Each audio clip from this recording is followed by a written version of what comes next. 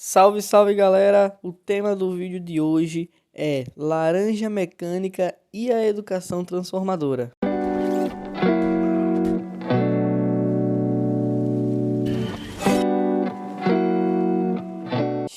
Cheguei mais uma vez e dessa vez para falar novamente de um filme e, no caso, Laranja Mecânica, filme de 1971 do diretor Stanley Kubrick e baseado no livro do Anthony Burgess.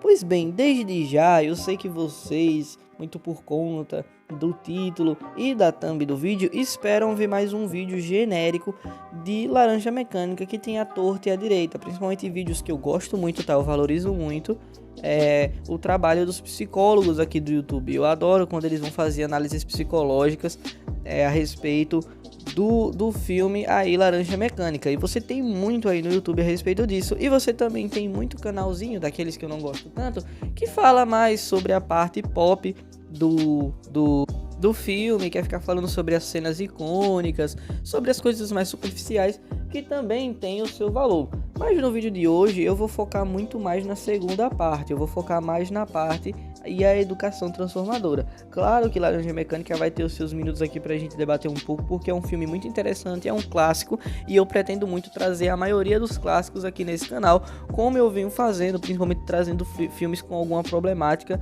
e obviamente focando na sua questão social. Pois bem, vamos falar um pouco sobre Laranja Mecânica antes de tudo.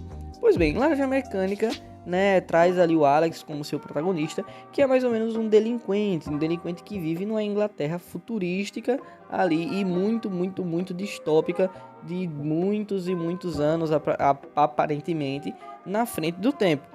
E ele passa por ali meio que um procedimento ali, eu não consigo explicar bem, mas basicamente ele se droga ali, ele modifica meio que sua cabeça e começa a praticar algumas atrocidades pela rua, né? Ele começa a sair pela cidade, rouba carros, estupra mulheres, faz grandes atrocidades ali durante o filme. E ele é um clássico sociopata que futuramente poderia ser, um daqueles psicopatas finos e frios e calculistas, até porque a gente tem ele como um cara que escuta música clássica, aquela coisa toda. Ele é um cara que não se borra, diferente de todos os outros, dos outros drugs ali deles que ele fala, né?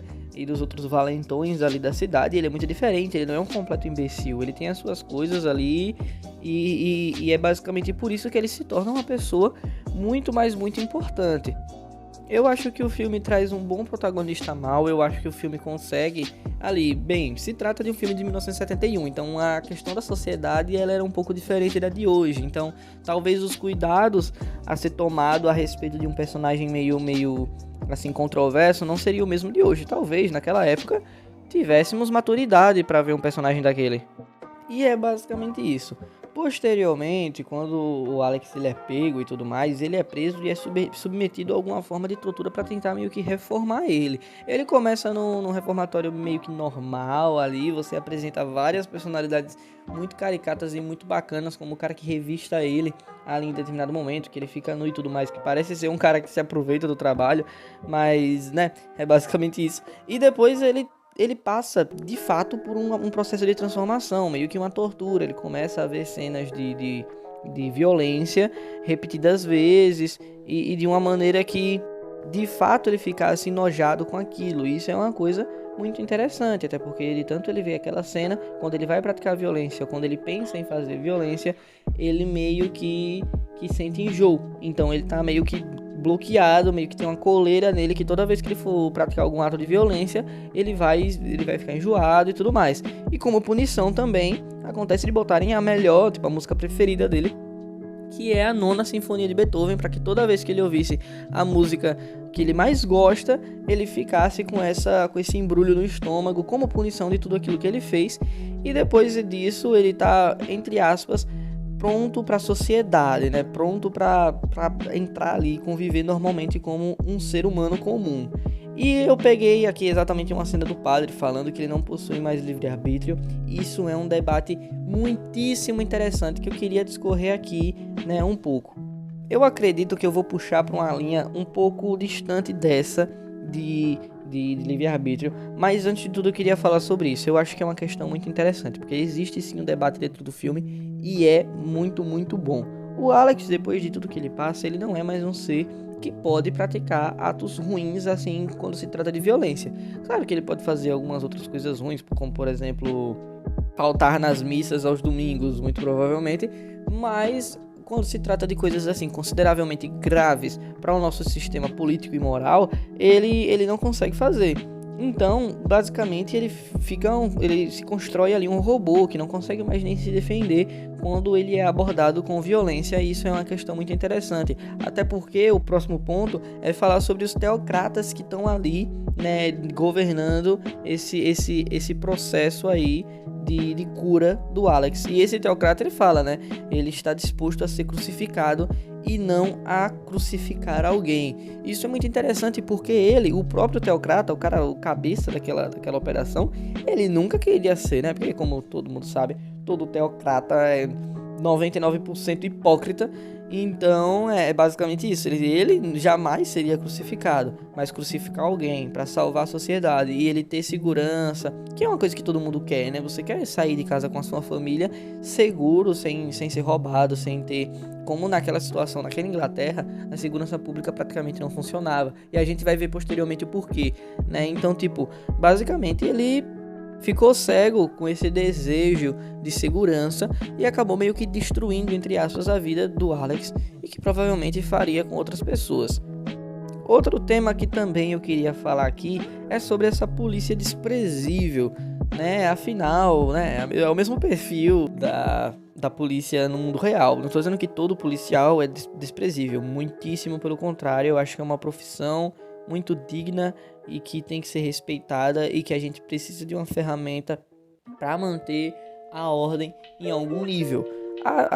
O problema, na minha opinião, é que a polícia de hoje em dia, principalmente no Brasil, tá aí para fazer meio que a sua repressão. Ela tá aí para ser o braço do Estado capitalista, e para mim esse é o problema, porque ela vai trabalhar em função dos preconceitos do nosso Estado, que é um Estado preconceituoso, né? A gente sabe que a gente tem racismo estrutural, é uma sociedade patriarcal, então a polícia vai trabalhar em função disso, muitíssimo infelizmente. Mas agora adentrando mais na psicologia, né, e é uma coisa que eu não tenho muita moral para falar, mas mesmo assim eu iria falar, é aquela questão daquela pessoa que tem aquele perfil, né? Existe um perfil, a psicologia entende como alguma coisa desse tipo. Por exemplo, uma criança que tem essa sede de ser, né, policial. E assim, eu vivi no Brasil, né, pra quem não sabe, cresci, não sou daqueles adolescentes que tem família de vários lugares diferentes, passei vários tempos fora do Brasil, mas eu cresci 100% da minha vida aqui no Brasil, e eu conheci vários amigos meus com perfis muito parecidos que queriam ser, né, ali policiais ou trabalhar de alguma forma para dentro do braço do Estado, participar do braço do Estado. E é aquela grande frase, né, o oprimido vira o opressor, e também quando o cara jamais quer deixar de ser o opressor, porque, por exemplo, ou você tem uma pessoa que ela é uma pessoa que provavelmente é oprimida dentro de casa, vamos dizer assim, uma criança que é oprimida dentro de casa, e outra que não é oprimida em lugar nenhum, vamos dizer assim, os valentões da sala de aula muito provavelmente querem ser, porque eles veem naquele poder, né, naquele poder braçal que ele tem, e não quer perder aquilo de maneira alguma, né? Ele quer continuar daquela forma, ele quer continuar exercendo o poder em cima das outras pessoas. Mas a gente sabe que 8 de 10 dessas crianças sofrem alguma coisa dentro de casa para chegar lá e encontrar nos coleguinhas da escola. Então a gente vê isso lá na polícia do filme Laranja Mecânica, quando os ex-valentões ali da trupe do Alex se tornam policiais, e você vê que eles são policiais incompetentes, e quando policiais eles simplesmente oprimem pessoas usando do poder deles ali pra cima do Alex, que é um problema da sociedade distópica e futurística de Laranja Mecânica, mas que infelizmente a gente tem aqui no nosso mundo também. E a respeito do braço do Estado, a respeito da polícia, é basicamente isso que eu tenho para falar sobre aí do filme Laranja Mecânica. E outro tema muito interessante para a gente trabalhar em Laranja Mecânica Depois dessa questão do braço do Estado, dos policiais e tudo mais, é a questão do escritor ali do filme de Laranja Mecânica, que psicologicamente também tem um trabalho fundamental. O próprio governo diz que ele é responsável por textos subversivos à lei, ou seja, ele é um escritor subversivo, ele é responsável por textos subversivos. E é muito interessante, ele tem um papel muito interessante ali, né? Ele fala muito sobre a fascistização do governo e ele vê, né, a oportunidade de criticar o governo quando o Alex chega na sua casa. Apesar de que, né, ele foi vítima da sociedade do mesmo jeito. E mesmo sendo vítima daquela sociedade que a segurança não funcionava, ele não ficou cego pela segurança como aquele cara ali no processo de mutação, basicamente, do Alex, né? Ele, por mais que a esposa dele tenha morrido e tudo mais, ele conseguiu se adaptar e ele conseguiu viver e conseguiu resistir àquilo tudo, né? E o Alex, ele foi o cara responsável por, né, abusar ali sexualmente da esposa desse escritor, o que fez com que ele ficasse com muita raiva, mas mesmo assim ele ainda tentou usar do Alex pensando numa coisa melhor. Pelo menos foi basicamente isso que eu vi ali, meio escondido. Mas no fim, eles começaram a fazer meio que uns testes no Alex também, pra provar que eles estavam certos, também um pouco desumano. E acabou que o Alex tentou se suicidar e tudo mais.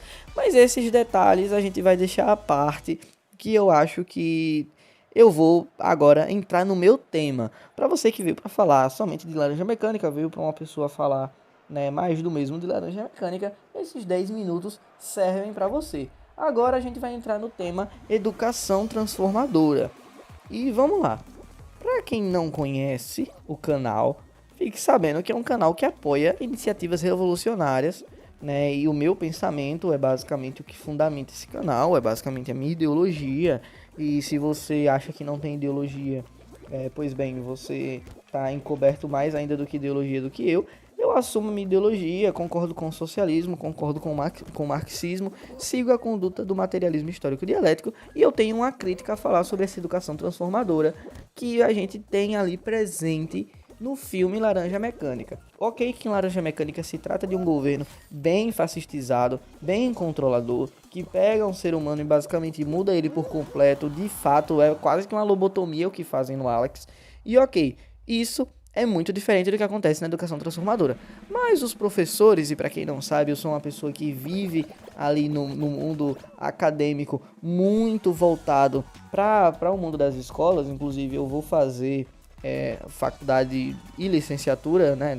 A minha faculdade vai ser uma licenciatura e eu vou explicar isso no final do vídeo. Eu ando muito, eu converso com muitos professores e a grande maioria, 9 de 10 acreditam que a educação transforma. E é uma coisa completamente normal, até porque os professores trabalham educando, então eles jamais vão dizer que o trabalho deles é inútil, eles acreditam que o trabalho deles vai transformar. É a mesma coisa de um policial que fala que a questão do Brasil é a segurança, que se todo mundo pudesse sair da periferia para a faculdade estudar em paz, seria próximo da meritocracia, ou até em todas as outras profissões, né? Você vai ter uma questão assim, a galera das leis vai falar que o problema do Brasil está nas leis e da má aplicação das leis, por exemplo, um político no Brasil rouba, mas ele não é preso porque a lei não é aplicada e tudo mais, cada um acredita na sua ali, no seu pensamento. E muita gente, é basicamente pop, falar que o problema do Brasil ou o problema do mundo é educação, educar para transformar, educação transformadora. A gente tem que fazer um bom trabalho de base para que a nossa sociedade seja melhor. Pois bem, Laranja Mecânica traz pra gente um negócio não muito assim. Aí você vai dizer, pô, mas você acabou de explicar pra gente que Laranja Mecânica é muito destoado da realidade. É muito destoado da realidade e era pra ser, mas me dá medo porque não é. Né? Inclusive é uma distopia, mas eu fico tão pirado porque a maioria das distopias elas estão muito aproximadas com a realidade, parece basicamente uma autobiografia atual do nosso planeta Terra. E, pois bem, você tem ali o protagonista que era um cara mau, tudo mais, que não teve uma boa educação de base, ok, mas depois, o que acontece? Ele é transformado a partir de uma técnica científica que não pode ser chamada de educação, é basicamente uma mutação mesmo ali na cabeça dele, e ele vai para a sociedade comum. O que acontece quando ele chega na sociedade de verdade? Ele se depara com hipocrisias dentro da própria casa. Ele se depara com vários mendigos na rua e ele acaba sendo espancado por esses mendigos. Ele se depara com uma polícia completamente repressiva e despreparada. Logo depois ele chega na casa de um escritor e esse escritor é muito esquisito com ele, tranca ele no quarto para escutar a música que ele mais odeia hoje em dia e faz ele tentar se matar. Então eu acho que isso é um reflexo muito positivo do que, né, Laranja Mecânica dá pra gente aí, né, quando se trata dessa educação. E a gente tem outros exemplos também. Eu acredito que quando você não mudar, né, aí o nosso mundo material, você não vai conseguir mudar as pessoas ao seu redor, você não vai conseguir transformar as crianças, é o básico. Se você tem uma boa educação na escola e os pais são bem induzidos, você vai formar ali pessoas melhores, você vai formar um cara que lê filosofia clássica, você vai ter um cara que assiste filmes clássicos, você vai ter um cara que fala bonito, mas quantas pessoas fazem isso tudo de bom e apoiam ditadura, por exemplo, a ditadura civil-militar empresarial aqui do Brasil? Você vai olhar dentro do campo do conservadorismo, todos eles são preparados educacionalmente. Claro que não são caras da ciência, não são caras que estudam seriamente os assuntos que eles propagam. É basicamente estudar para alimentar a ideologia deles e tudo mais. Mas eu acredito que o trabalho da escola não vai ser assim tão transformador assim, muito por conta disso. Você tem caras como esses que tá ali dentro, tá presente na escola particular, que seria basicamente o auge do ensino e tudo mais, e é basicamente isso. E você também tem outras questões, né, que eu não acredito que eu, né, filho de uma família que em seu auge recebeu 3 salários mínimos no máximo ou até 4, e me torne um professor que, por mais que seja um cara de uma universidade federal e vai ganhar seus 15 mil mensais, eu não acho que isso é uma grande ascensão social. Claro que eu saí de um lugar, saí de uma cidade, de um interior e tudo mais, estudei e cheguei, né, tipo, passei no Enem e cheguei a fazer uma faculdade federal, em um curso que eu gostava, era o curso que eu mais queria e tudo mais. Eu acho que isso não é uma ascensão social assim tão grande, até porque, para mim, marxista, e eu acho que isso tem tudo a ver, socialmente eu vou ser basicamente o mesmo trabalhador que vai acordar cedo, que vai trabalhar pela manhã, vai trabalhar pela tarde, e por ser professor, muito provavelmente vou ter que organizar minhas aulas em parte da noite e parte do fim de semana, porque eu entrei sabendo que nós somos os trabalhadores com ensino superior que mais tem horas de trabalho, quando você vai pegar ali o home office junto com o trabalho normal, ali o trabalho, né, físico presencial. Eu entrei sabendo disso, mas eu acho que socialmente eu vou continuar sendo o mesmo cara que eu sempre fui. Socialmente eu vou ser um cara sem nenhuma influência política, eu vou ser o cara, se eu fosse só professor, né? Porventura o canal cresça, talvez eu tenha alguma influência política, pequena que seja, que eu acho que, sei lá, o Felipe Neto tem uma influência, mas é tipo, ele consegue 1% dos votos ali na eleição presidencial, que nem é socialmente tão grande assim, comparado aos burgueses que decidem eleições. Então é disso que eu quero falar. Você ser educado, ou você ter escolaridade, e você ter uma faculdade, você ser médico, pô, vamos dizer assim, quando foi que eu parei de defender o capitalismo? Porque, claro, eu já defendi o capitalismo, eu estava envolto de ideologia capitalista desde quando eu era moleque. Esses conteúdos de cultura pop, eu não consumo de agora, depois que eu virei comunista. Não, eu consumo esses conteúdos de cultura pop há centenas de anos, né? Que desde quando eu me tenho por gente aí, que eu consumo essas coisas. Então, todas elas estão dentro do sistema capitalista. E quando foi que eu deixei, né, de concordar, de apoiar e de defender o sistema capitalista? Foi quando certo dia, né, uma pessoa chegou pra mim e falou, pô, mas eu acredito. Eu já tinha pensado nisso sozinho antes, mas eu pensei e deixei de lado. Eu não quis abrir os olhos pra mim mesmo. Mas aí uma pessoa chegou pra mim e falou, pô, eu não gosto do capitalismo. Porque, por mais que eu estude, por mais que eu seja a melhor da turma, ou a melhor da escola, a melhor da cidade, quando se trata assim de educação, de inteligência, de QI, do que seja, eu não vou deixar de ser, né, um peão ali do Estado. Eu vou continuar sendo o básico do básico do básico. E eu parei pra refletir. Porra, verdade. Se eu for um crânio, se eu for um moleque assim, caralho, que moleque inteligente que eu sou, assim, o que a sociedade brasileira pede de uma criança, eu vou ser um médico. Eu vou chegar no Enem, né? Se eu for pobre ou se eu for de classe média, ou até mesmo de uma classe um pouco melhor, eu vou tirar, sei lá, uma média de 800 no Enem, muito boa, tudo mais, e vou trabalhar como médico, beleza, vai ganhar muito, vai, sei lá, 20 mil no mês, vai fazer parte de menos de 1% da população, mas esse menos de 1% da população não muda nada, né? Porque dentro desse menos de 1% você tem tanta gente capacitada e o que muda, né? Por exemplo, nos governos Lula, aí de 2002 pra cá, aumentou em muito o número de faculdades no Brasil, o número de universidades no Brasil, inclusive particulares, né, que cresceram também. E os índices de desigualdade social, né, eu pergunto para vocês, como estão nesses anos com toda essa transformação?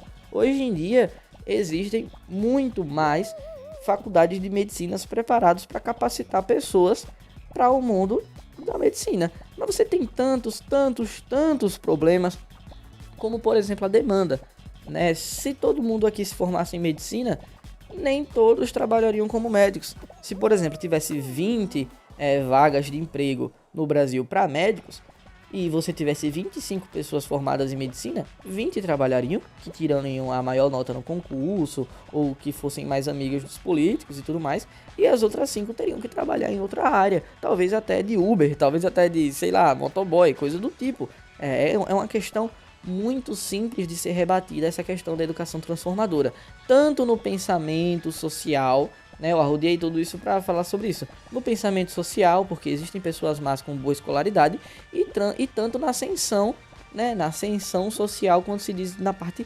econômica, porque tem a questão da demanda, tem a questão da fuga dos cérebros, por exemplo, porque você tem ali mais de 20 mil enfermeiros saindo do Brasil e indo pro Canadá, e eu nem sei se o número é esse, tenho quase certeza que o número é muito maior do que esse, e tem muita questão aí que rebate essa questão da educação transformadora, e eu acho que o filme de Laranja Mecânica abriu as portas pra gente debater isso. Claro que, né, ficando por aqui já o vídeo, tem muito mais coisa pra gente debater e muita coisa pra gente conversar aí nos comentários, ou até num próximo vídeo, ou numa live. Eu acho que esse tema é um dos meus cargos-chefes, assim, é um dos temas que eu mais penso, um dos temas que eu mais vivencio e um dos temas que eu mais penso em como rebater. Então eu acho que é um exercício muito positivo aí de ser feito, tanto nos comentários, como em lives, podcasts e tudo mais, né? Vocês aí que vão dizer se a gente vai falar sobre esse tema ou não. E é basicamente isso o vídeo, e é nóis. Agora, antes de finalizar o vídeo de fato, eu preciso tirar uma conversinha, bater um lero aqui com a galera do Desacato Autoridade. Pra você que acompanha o Desacato Autoridade, eu vou postar uma coisa na aba da comunidade, pra explicar tudo por escrita, pra ver se todo mundo vê. Mas é o seguinte, como eu falei anteriormente, eu vou fazer licenciatura em História. Então muito provavelmente o canal vai dar uma diminuída na frequência, né? Infelizmente, o canal já chegou a ter 3 vídeos por semana e um Reels, né, que foi o auge assim das visualizações e de inscritos do canal que o canal já teve, mas infelizmente não tá sendo intancável manter o canal e ao mesmo tempo focar na faculdade. Por isso que naturalmente o canal já caiu para um vídeo por semana, e temo eu que caia mais ainda, para talvez um vídeo a cada 2 semanas, ou quem sabe manter esse fluxo de um vídeo por semana, mas talvez a edição não seja tão boa quanto está sendo, até porque já não é uma coisa mil maravilhas, né? Mas talvez possa até cair a qualidade da edição aqui dos vídeos, mas eu peço que para você que acompanha o Desacato Autoridade há um tempo, tenha paciência, e para você que é apenas um visitante, irmão, é só esperar aparecer aí na sua For You aí desse YouTube, e você vai ver naturalmente. Mas uma coisa que é boa é que provavelmente os vídeos vão ficar mais preparados quando se trata de conhecimento. Muito provavelmente eu vou tentar alinhar os assuntos que eu estou estudando na faculdade e tudo mais, e trazer aqui para o canal. E é basicamente isso que eu queria falar com vocês. Desde já, like, comentário e compartilhamento nesse vídeo aqui para ajudar geral que gosta de Laranja Mecânica, geral que fala sobre educação, que eu acho que isso é um negócio muito interessante de ser debatido. E não deixem de entrar no grupo aí do WhatsApp que vai estar na descrição do vídeo, onde a gente debate todos os vídeos antes de postar aqui no canal. Lá é meio que uma comunidade, a gente troca uma ideia, vocês conversam com várias pessoas. A comunidade do Desacato, por enquanto, não é nada tóxica, é geral amigo, geral gosta de quadrinho, de filme, de anime e tudo mais. Então eu espero que vocês entrem, gostem, pra gente crescer cada vez mais, né? E obviamente eu vou ganhar muito com isso, e vocês também vão ganhar, vocês vão ter uma grande participação nesse canal, que vocês provavelmente gostam, né? Já que vocês assistiram 25 minutos aqui, provavelmente vocês gostam. E é isso, tamo junto, valeu!